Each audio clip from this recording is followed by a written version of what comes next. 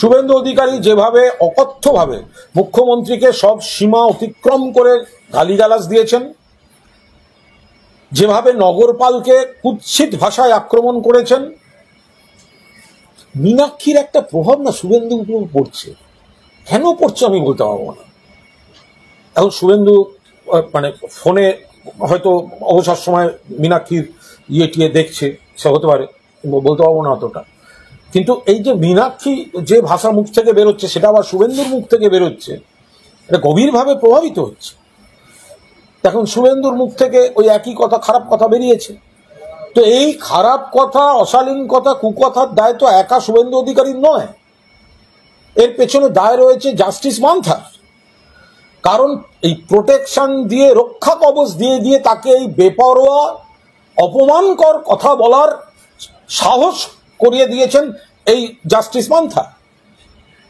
আপনারা দেখবেন আগে দেবকুলে ব্রহ্মা ছিলেন, যখন তখন যে কোনো অসুরকে একটা বধ দিয়ে দিতেন। এ তোমায় মারতে পারবে না, এ তোমাকে দিন ক্ষণ সন্ধিক্ষণ ছাড়া মারতে পারবে না, নানা রকম রক্ষা কবচ দিতেন। তারপর সেই অসুরদের মারতে মা দুর্গা, তারপর ব্রহ্মা, বিষ্ণু, নানা মানে মহাদেব, এদের নানা পরিশ্রম যেত। এখন এই দেবকুলের ব্রহ্মার মতো এই জাস্টিস মান্থা, তিনি এই সমস্ত বর দিয়ে গেছেন শুভেন্দু অধিকারীকে। তো সেই জন্য এই ধরনের অসুরের মতো আচরণ করছে। আবার 26-এ মা দুর্গার বাহিনীর হাতে রাজনৈতিকভাবে সমাপ্তি হবে এইসব অপকর্মের, কিন্তু এর জন্য দায়ী নিশ্চিতভাবে শুভেন্দু অধিকারী। কিন্তু রসিকতার বাইরে গিয়ে বলছি, জাস্টিস মান্থা কিন্তু রক্ষা কবচ দিতে দিতে এই বেপরোয়া অশালীন ব্যবহারের, আজকে আদালতকে পান থেকে চুন খসলে আদালত অবমাননা, আর সেই আদালত অবমাননার প্রোটেকশনটা নিয়ে মুখ্যমন্ত্রী আর পুলিশ কমিশনারকে যা ইচ্ছে বলা হবে, আদালত বসে বসে দেখবে।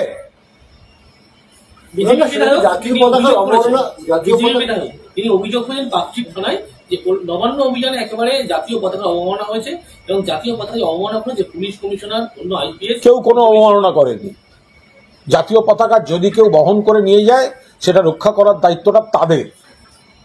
যারা উচ্ছৃঙ্খলতার সঙ্গে জাতীয় পতাকা নিয়ে গিয়ে রাস্তাঘাটে ফেলে যায়, তাদের মুখে সব বড় বড় কথা সাজে না। স্বাধীনতা সংগ্রামের মর্ম বিজেপি কি বুঝবে? সে তো বাংলা করেছিল। বিজেপি দল কোনোদিন স্বাধীনতা সংগ্রাম করেছে? তাদের আবার বড় বড় কথা, নাকি তাদের ওই তখনকার যেসব তাদের পূর্বপুরুষের দল? না, বিজেপির তরফে একটি ভিডিও পোস্ট করা হচ্ছে এবং অভিযোগ করা হচ্ছে যে জাতীয় পতাকা যখন মাটিতে ভুলুণ্ঠিত, তখন সেটা কোরানোর জন্য একজন মানুষ সেখানে এগিয়ে যাচ্ছেন এবং তার উপরে পুলিশ লাঠিচার্জ করছে এবং তাকে মারধর করছে। ওইভাবে ইয়ে করা সম্ভব নয়। যখন পুলিশকে বেপরোয়া মারধর করা হচ্ছে, লাঠি পড়ছে, ইয়ে করছে, তখন পুলিশের পক্ষে দাঁড়িয়ে নিচু হয়ে কি পড়ে আছে, এটা গোটাটা তো এই জাতীয় পতাকা রাস্তায় ছড়ানো, অভয়ার বাবা মাকে সামনে ঠেলে দেয়, সব অপকীর্তিগুলো তো বিজেপির করা। জাতীয় পতাকা ইস্যুতে অবমাননাকে বড় ইস্যু করতে চাইছে বিজেপি। আজকেও মৌলালী মোড়ে জাতীয় পতাকার অবমাননা হচ্ছে। কেউ বিশ্বাস করবে না, কেউ বিশ্বাস করবে না। এগুলো সমস্ত ওদের ক্যাডারদের রোববারের বাজারে টিফিন খাইয়ে এসব নাটক করতে পাঠিয়েছে। কলকাতার ইজেডসিসিতে পশ্চিমবঙ্গ সংস্কৃতি মঞ্চের ব্যানারে দুর্গাপূজার পুজোয় আজকে হয়েছে। পশ্চিমবঙ্গ সংস্কৃতি মঞ্চের ব্যানার হলেও পুজোতে বিজেপি সেখানে শ্রমিক ভট্টাচার্য উপস্থিত ছিলেন। ওদের 2 বছর পর আবার ওদের পুজো নানা রকম ভাবে হয়। ওদের পুজো আসলে বিজেপি নেতাদের তো কোনো পাড়ায় পুজো নেই, পাড়ার ক্লাবে মেশে না, কোনো পুজোর সঙ্গে জড়িত না, সমাজে মেশে না, তো ওদের কোনো পুজো নেই। তাই পুজোর সময় বসে থাকার জায়গা পায় না। ওই 2-1 বার ওইখানেই সব করতে গেছিল। এখন তারপর আবার বন্ধ হয়ে উঠে গেল, কার নামে সংকল্প হচ্ছিল সব উঠে গেল, আবার এসছে। আরে দুর্গাপুজো কি ওইভাবে হয় নাকি? যে ইচ্ছে হলো সভাপতি বদলের সঙ্গে সঙ্গে দুর্গাপুজোর পুজো হবে কি পুজো হবে না, হয় নাকি এভাবে? শ্রমিক ভট্টাচার্য বলেছেন, দেবী দুর্গা রাজ্যের বাঙালিদের সঙ্গে একটা সময় হিন্দু মুসলিম একসঙ্গে এই পুজোয় থাকতেন, কিন্তু এখন কিছু জায়গায় বিচ্যুতি আসছে, কিছু মানুষ ধর্মান্ধ। এটা চেনা বাংলা নয় আমাদের। আমরা চাই দুর্গাপুজো এবং মহানবমী মিছিল একসঙ্গে হোক। যে বন্দে মাতরম উত্তাপ দিয়েছিল সেখানে দেবী বন্দনা আছে। কংগ্রেসের সৌগত রায়, মমতা বন্দ্যোপাধ্যায়, বুদ্ধবাবু এই নিয়ে নানা কথা বলছিলেন। রামও আছে, কৃষ্ণও আছে এখানে। দেখুন, শ্রমিকবাবু মুখে যে কথাগুলো বলছে, শ্রমিক তো খুব সুন্দর সুন্দর রুচির সুন্দরভাবে কথা বলেন। ফলে ওনার কথা নিয়ে তো কোথাও উনি এইখানে যে কথাগুলো বলেছেন, পুজো, সাম্প্রদায়িক সম্প্রীতি ইত্যাদি, এটা নিয়ে তো আমি কোনো বিরোধিতার কোনো প্রশ্ন নেই। বাট ওনার মুখের কথা আর বিজেপির সোচ, ভাবনা চিন্তা, আর বিরোধী দলনেতার দৃষ্টিভঙ্গি বা বিজেপির একটা অংশের দৃষ্টিভঙ্গি, এটা তো এক হচ্ছে না। আমরা তো বারবার বলছি দুর্গোৎসব এটা একটা বাংলার উৎসব, সবাই মিলে সুন্দরভাবে হই হই করে হবে। তো সেটা তো ওনারাই ধর্মের নামে ভেদাভেদ করে ফেলছেন। শনিবার রাতে এই যে কেন্দ্রীয় সরকার, যেখানে দুর্গাপুজো হচ্ছে আমাদের মানে ইউনেস্কো স্বীকৃত যে উৎসব সংস্কৃতি, তো দুর্গাপুজোর সময় যে সফর করে বাঙালি, বেড়াতে যান, পর্যটক, ভ্রমণ, তাতে কোনো কনসেশন নেই টিকিটে, কিন্তু দীপাবলি এবং ছট পুজোয় 20% দিয়ে রেখে দিয়েছে। তো এত বড় দুর্গাপুজোয় রেল কোনো টিকিটের উপর ছাড় দিচ্ছে না। এর থেকেই বোঝা যায় যে এরা মুখে বড় বড় কথা বলছে, কিন্তু মা দুর্গা, দুর্গোৎসবকে কেন্দ্র করে বাঙালির যে উচ্ছ্বাস, তাকে এরা বিষ নজরে দেখে। সেই কারণেই দুর্গোৎসবে ট্রেনের টিকিট ছাড় পায় না, তারপরে দেওয়ালি এবং ছট পুজোয় ট্রেনের টিকিট ছাড় পায়। এসআইআর করেই কি এক দেশ এক ভোটের দিকে এগোনোই লক্ষ্য? ও তো আমাদের নেতারা বারবার বলেছেন, এগুলো এই এসআইআর হচ্ছে একদম নিজেদের এজেন্ডায় চলছে, বৈধ ভোটারদের হ্যারাস করা হচ্ছে, ভোটার তালিকায় কারচুপির বড়সড় আশঙ্কা থাকছে। ফলে এর যে পদ্ধতিতে নির্বাচন কমিশন বিজেপিকে সুবিধা পাইয়ে দিচ্ছে তার প্রতিবাদ হবে। শ্রমিক ভট্টাচার্য দুর্গাপুজো নিয়ে বলেছে যে বিজেপির সঙ্গে দুর্গাপুজো চিরকাল জড়িত, বাঙালি হওয়ার সার্টিফিকেট বিজেপিকে তৃণমূলের থেকে নিতে হবে না। শ্রমিকবাবু নামের লিস্ট করে বলুন কোন বিজেপি নেতা কোন পুজোর সঙ্গে যুক্ত। বিজেপির নেতারা, এই দলবদলু দু একজনের পুজো ছিল, তাও সেগুলো হচ্ছে অন্য পার্টিতে থাকতে, কিন্তু বিজেপির নেতারা এলাকায় মেশেন, ক্লাব করেন, দুর্গাপুজো করেন। প্রথমত নেতাই কম, তারপরে আবার দুর্গাপুজো কম। তো সুতরাং তাঁরা দুর্গোৎসব করেন, দুর্গাপুজো করেন। যখন সিপিএম এর জমানা ছিল তখনও অবিভক্ত কংগ্রেস বা পরবর্তীকালে তৃণমূল কংগ্রেস নেতারা কে কোন পুজোয় জড়িত, কার ক্লাবের কি নাম, ওটা বাংলার মানুষ বোধহয় জানেন। বিজেপি সেগুলো নেই, ছিল না। বললেন গতকাল রাতে অভয়ের মাকে দেখতে হাসপাতালে গেছিলেন মুর্শিদাবাদের তামান্নার মা, এবং তার সাক্ষাতের পর তামান্নার মা বেরিয়ে এসে বলেন, দেখুন এটা হচ্ছে যে ওই কিউআর কোডে টাকা তুলে যেগুলো ইভেন্ট ম্যানেজমেন্ট গ্রুপকে দেওয়া হয়েছিল, ফলে ইভেন্ট ম্যানেজমেন্ট গ্রুপকে তো দেওয়া হয়েছিল কিউআর কোড থেকে কয়েক কোটি টাকা তহবিল আছে, আরজিকরের নাম ভাঙিয়ে, অভয়ের নাম ভাঙিয়ে। কাকে দেওয়া হয়েছিল? যাদের দেওয়া হয়েছিল তার মধ্যে ইভেন্ট ম্যানেজমেন্ট গ্রুপও ছিল।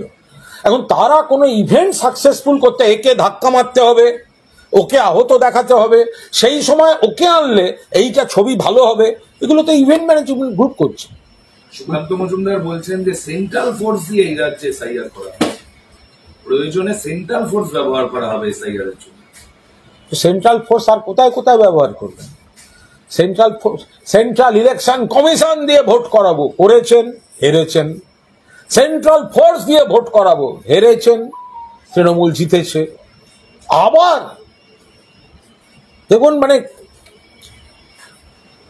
এটা এইভাবে বাংলার মানুষ তাদের হৃদয়ে তৃণমূল, উন্নয়নের মাধ্যমে, পরিষেবার মাধ্যমে, ভালোবাসার মাধ্যমে। ফলে এই সেন্ট্রাল ফোর্স আর সেন্ট্রাল নির্বাচন কমিশন বাংলার বুকে দেখাবেন না সুকান্ত বাবু। উত্তরপ্রদেশের মহারাষ্ট্রে এটিএস এর অভিযান জঙ্গি যে মন্তেশ্বরের মন্ত্রী সিদ্দিকুল্লাহ চৌধুরী, যিনি ওখানকার বিধায়ক, তার এলাকা পঞ্চায়েত সমিতির এমন গোষ্ঠীদ্বন্দ্ব বেড়েছে যার বলতে পারবো না। কুচবিহারে গতকাল যুব তৃণমূল নেতা তিনি খুন হয়েছে, পুলিশ প্রশাসন দেখছে, পরিবারের অভিযোগ গোষ্ঠীদ্বন্দ্ব, পুলিশ দেখছে।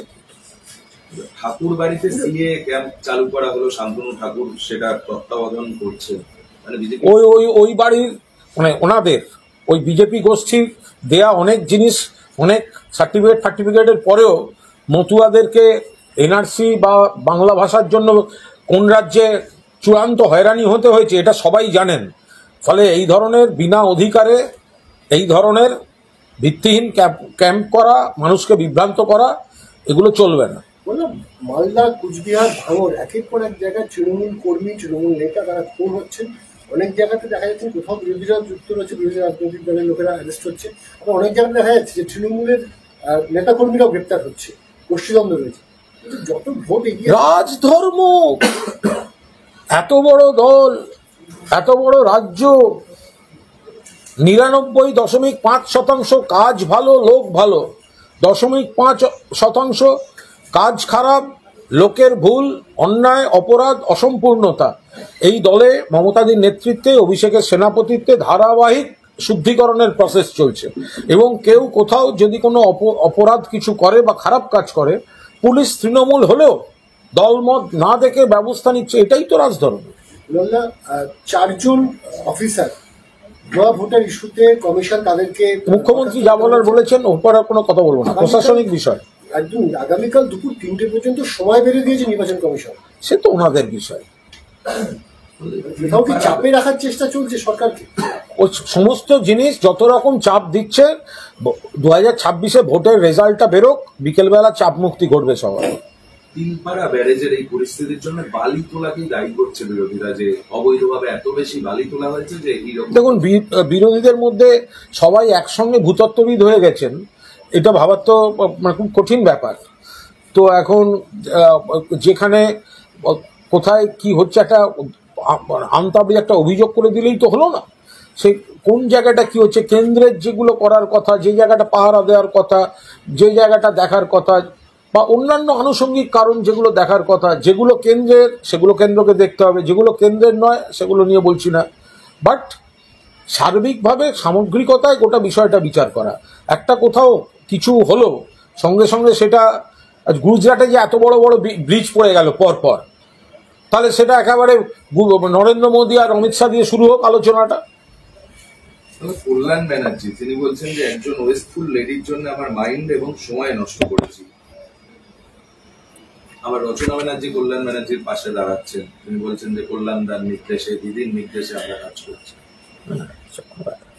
গোটা ব্যাপারটা একটা থিম, এটা আলাদা কোনো ব্যক্তিগত ব্যাপার না, এটা একটা থিমের বিষয়। থিমটা আধ্যাত্মিক থিম, মায়ের পায়ে জবা হয়ে ওঠনা ফুটে মন।